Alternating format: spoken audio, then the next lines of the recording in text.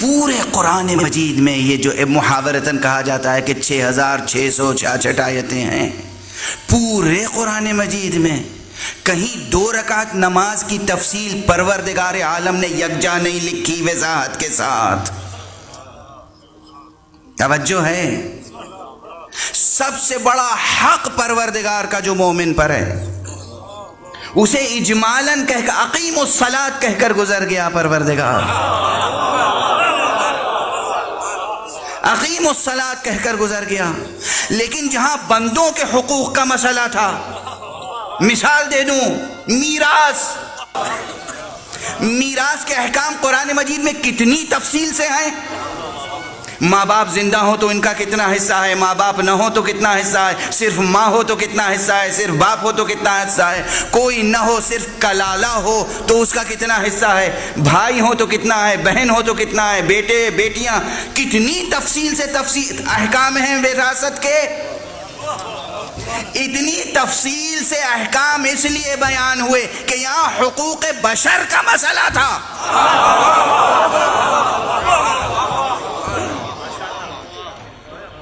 دوسری مثال، قرض لو دو تو کیا کرو. حضرت آدم سے لے کے آج تک لوگ قرض لے رہے ہیں اور دے رہے ہیں اور ہنس رہے ہیں اور گزر رہے ہیں.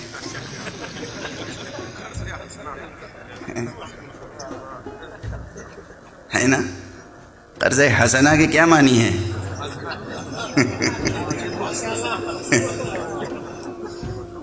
علی گڑھ کے شوخ یہ لطیفہ بیان کیا کرتے تھے کہ بھئی قرض حسنہ کے معنی ہے کہ قرض جب ضرورت پڑے تو لے لو اور جب قرض خواہ واپس مانگے تو ہنس دو.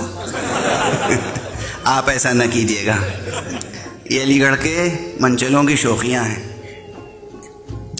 کب سے قرض انسان لے رہا ہے اور دے رہا ہے. رہن کے احکام قرآن مجید نے کس قدر تفصیل سے بیان کی. اسی سورہ مبارک بقرہ کی طویل ترین آیت، قرآن مجید کی طویل ترین آیت، سوال ہے قرآن مجید کی طویل ترین آیت کس حکم میں ہے؟ اللہ کے حقوق کے بارے میں ہے یا بشر کے حقوق کے بارے میں؟ بشر کے حقوق کے بارے میں. اگر تم سفر میں ہو، کسی سے لین دین کرو تو پھر لکھو، گواہ قائم کرو، اس گواہ کے حقوق کیا ہیں، اس گواہ پر کیا فرض ہے، واجب ہے. تحریر لکھو، رہن چیز رکھو تو کیا کرو. یہ سب رہن لینا دینا، گواہ قائم کرنا، قرض کے احکام، وراثت کے احکام اتنی تفصیل سے پروردگار نے بیان کیے. اور نماز کا حکم بیان نہیں کیا. مزاج قرآن یہ سامنے آیا کہ پروردگار اپنے حقوق کے معاملے میں تو درگزر سے کام لے سکتا ہے، مگر بشری حقوق کے معاملے میں درگزر سے کام نہیں لے سکتا.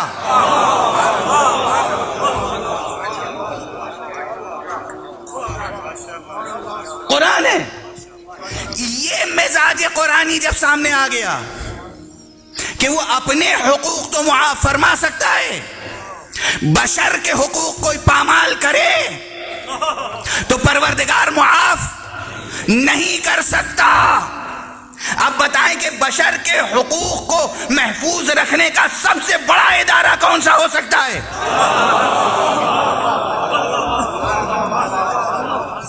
حکومت.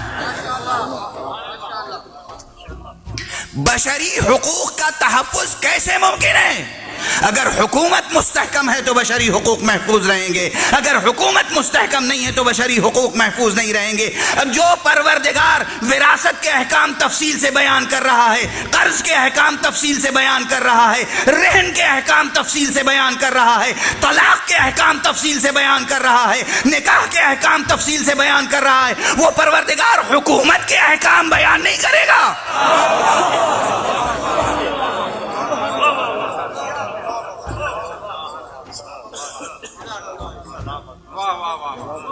1400 برس سے بحث چلی آ رہی ہے. میں پھر عرض کر رہا ہوں، یہ جملہ اس مرتبہ اس سفر میں کئی مرتبہ، جتنے اسلامی ممالک ہیں، ہر ملک میں ہر مسلم بچے کو اس کے نصاب تعلیم میں پڑھایا جانا چاہیے کہ قرآن کا نظریہ حکومت کیا ہے، قرآن کا نظام حکومت کیا ہے. بنیادی حق ہے. آپ سب کچھ پڑھاتے ہیں مارکسزم پڑھاتے ہیں، لیننزم پڑھاتے ہیں، بالشوازم پڑھاتے ہیں، کیپٹلزم پڑھاتے ہیں، ہر ازم پڑھاتے ہیں الا قرآن کا نظریہ حکومت. کیا ظلم ہے، کیا ستم ہے. یہ تو وہی ایک بریکٹ میں کہنے کے لیے جملہ شروع کیا تھا، وہ بریکٹ اتنا لمبا ہوتا چلا گیا، یہ جملہ معترضہ اتنا بڑھ گیا.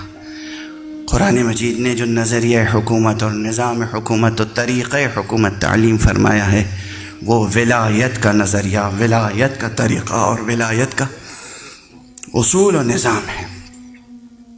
اب اس ولایت کی تفصیلات اپنی جگہ، ظاہر ہے کہ میرا اس مرتبہ موضوع یہاں ولایت نہیں ہے، اگرچہ کوئی بھی موضوع ولایت سے جدا نہیں.